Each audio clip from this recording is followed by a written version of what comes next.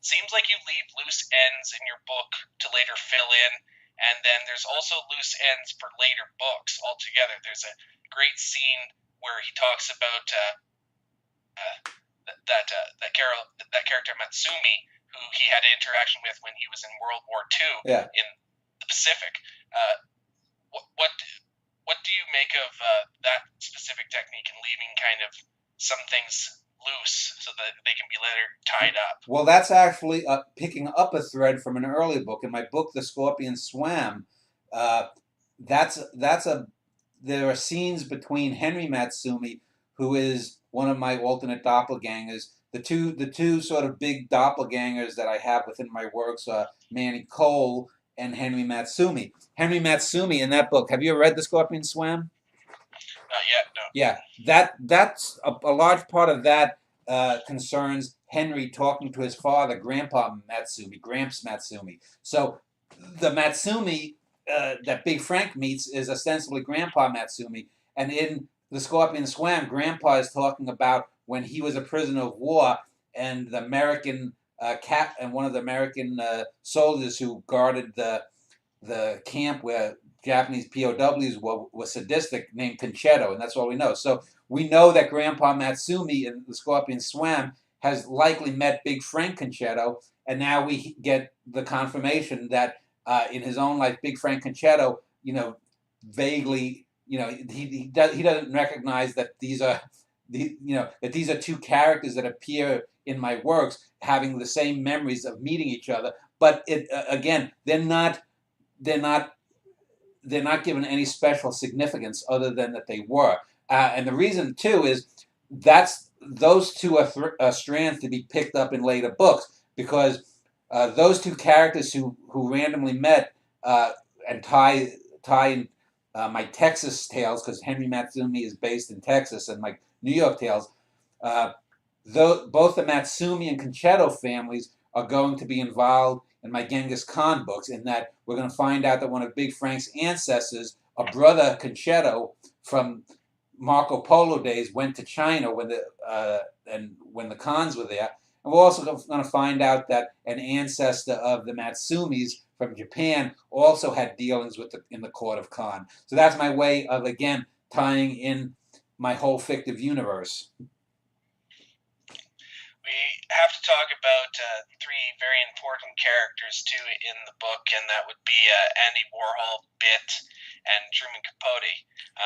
The bookends of those we'll talk about that, but let's go to the middle, Bit. There's a scene early on where he's at Andy Warhol's factory, and Paulie goes in there and he sits down and he sits on some lube, and he has to get Bit to cover him so that he's kind of sidestepping while his ass is covered, because he doesn't want to be seen with lube all over him or what he thinks is cum. It's a hilarious scene, but it ties into some later dramatic scenes.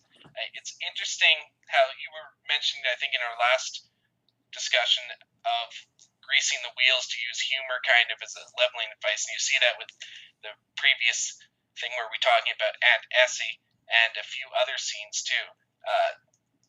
Talk about the relationship with Bit, with Paulie and Big Frank, because they certainly are very different, and Bit is more a sidekick to Big Frank, whereas with Paulie, he's always seems to be much more on guard. You see different aspects of their characters by the way they interact with each other. Yeah, well, Bit is one of those characters, like I said, that unlike Big Frank, Bit and Paulie are characters that are flexible enough in time and whatnot that I can put them in other books. Bit appears and has a secondary role, or maybe even tertiary role, in my spy book, because that's set in the late 20th century. So Bit von Rheingold is a character who I mentioned had appeared in one or two short stories, or been talked about in some short stories.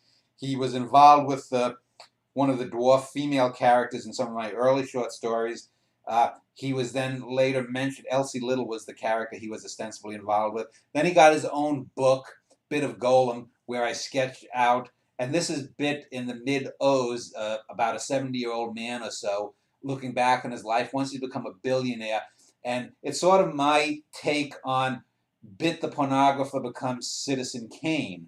And in that book, Bit seemingly dies at the end. I don't know if you've read that book. Yes, But then we find out in this book that that Bit, older Bit, is still living as of the writing of this book of 2013, 2014. So people would say, but I thought you said he was dead. Well, that's just a literary device, and we don't know who the narrator of Bit of Golem is.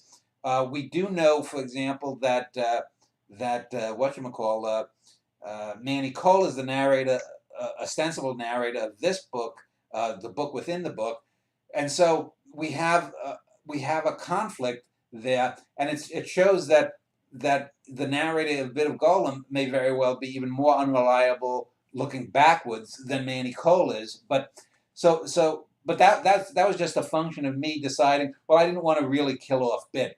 It's like having a movie where the hero dies in the end, but he proves to be such a popular film or such a popular hero that you bring him back and say, nah, he didn't really die. And you could, there are some hints that Bit may be the narrator of that book. So it could be that Bit was trying to maybe portray himself in a melodramatic or kind of heroic fashion in that book by dying at the end.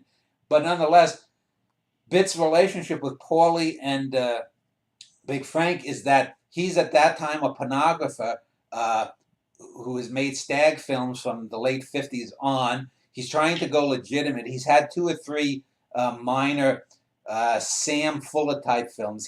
Sam Fuller was a B filmmaker in America who made films about gangsters and whatnot, and he's considered one of the better ones, and he is one of the better B filmmakers in American history. And so Bit is on that track. He references Sam Fuller a few times. For some reason or another, Bit von Rheingold, the Jewish pornographer's dwarf, Big Frank Concetto, this 6'6", 6'7", 250 to 300 pound mass of muscle, and then Andy Warhol becomes sort of a Three Musketeers pals throughout the mid '60s. And Paulie's on the outside because Paulie owns the company that Big Frank is running the pornography side of the business. We do meet, I think there's a scene in here where we do meet the Iceman again. I think he makes a delivery in one of the scenes here. Richard Kuklinski, the real Iceman killer, has a brief cameo in this book because he was involved in pornography too. And, so it's a good way to tie all of these things together, all of these little scenes together, because Paulie doesn't like Bit. He keeps calling him versions of Gold something. Gold Finger, Gold Fish, Gold Hammer, and he calls him Dwarf often too. Yeah, and you get the sense that Paulie isn't really, he's either forgetting Bit's name because he's so contemptible of the little Jewish dwarf, or he's just doing it to get under Bit's skin. But Bit doesn't dare, speak up, and he always calls Paulie boss. Big Frank and him, for like I said, have this odd friendship develop. They go once to the initial, I think it's Mr. Olympia or Mr. Universe bodybuilding contest, and they meet Joe Wider, who is a real character, and his wife, a real character. At the first Mr. Universe contest, and Andy is hyperventilating at seeing all these sweaty male bodies, bodybuilders, and so there's a lot of these kinds of little scenes where we get that. But Paulie, like I said, Paulie is constantly yelling, Goldfinger, get in here, and so it's a good kind of tension there. Big Frank's relationship with Andy Warhol is kind of interesting too, in that Andy is clearly attracted to him, or at least interested in him, and Big Frank is always telling him to not even think of any kind of queer thoughts about him, as he put it. Yeah.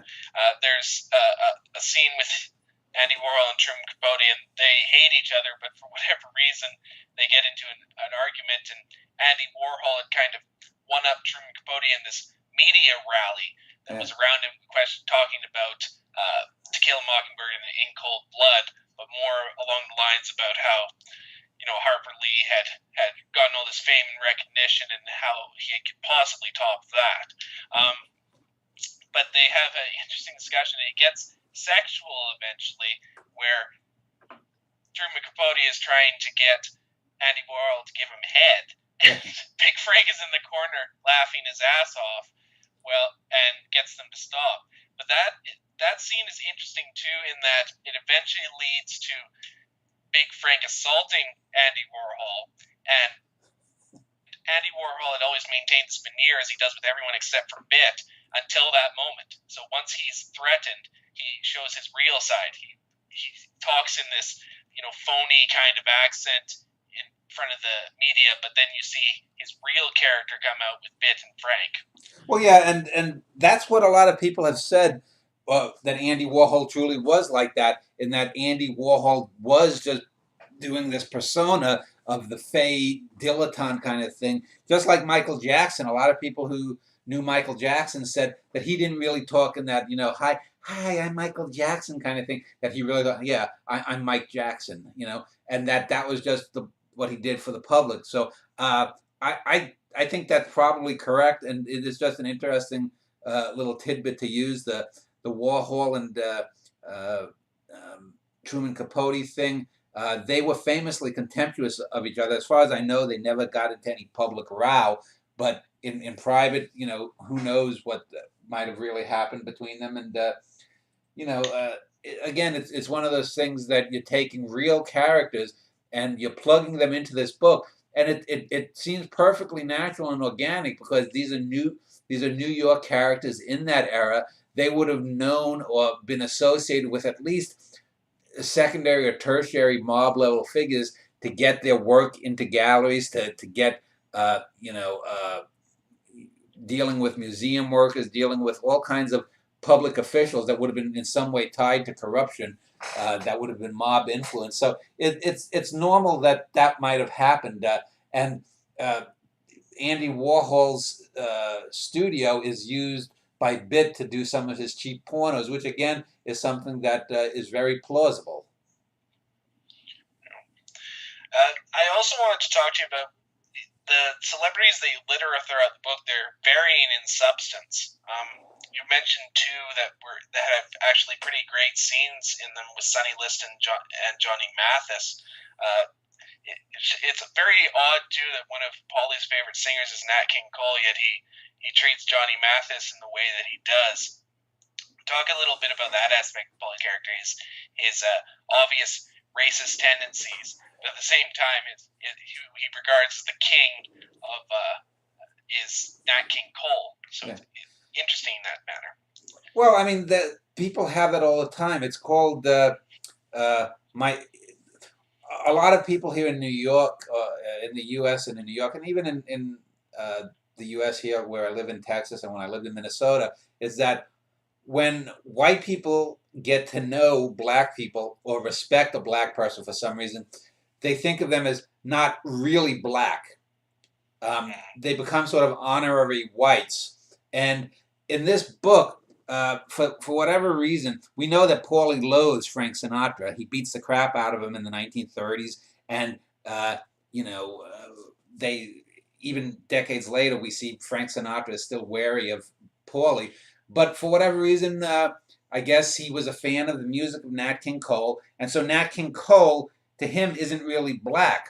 And so the funny thing is that when for Paulie's birthday, Big Frank wants to have Nat King Cole come and sing for him, but it's a year after Nat King Cole has died. I think the scene is set in like 64 or something, or 65, and Nat King Cole was dead for a year or two.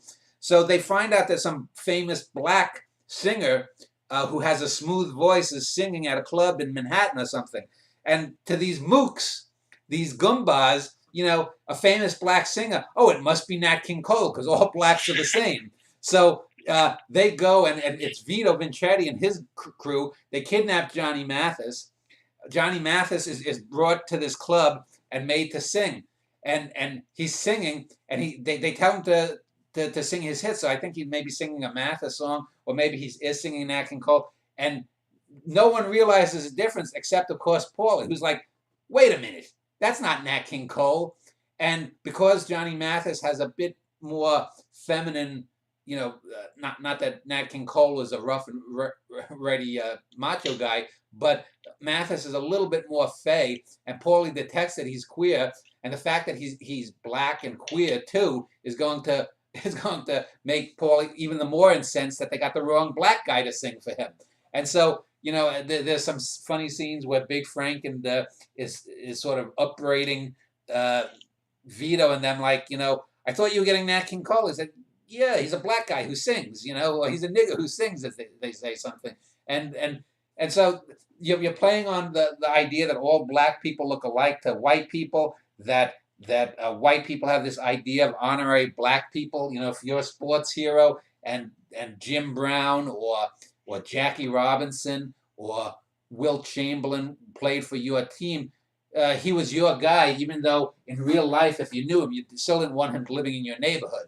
Paulie probably would not have wanted to have invited Nat King Cole over to eat at his apartment, but although he let him fuck his sister. Yeah, which is again another famous kind of saying that was used in my era, the 50s, 60s, 70s, where people would say, I think he's a scumbag, but I let him fuck my sister. That kind of thing, which goes beyond race, but that's another cultural trope that's really identified with the 20th century. It seems utterly random, though, because it's as if you admire Michael Jordan and then disdain Wilt Chamberlain, because Nat King Cole and Johnny Mathis are very comparable as singers in terms of their quality. So his admiration of Nat King Cole over Johnny Mathis, even with some of the reasoning that he displayed, is very odd. But it just shows the utter random ways that people's minds work.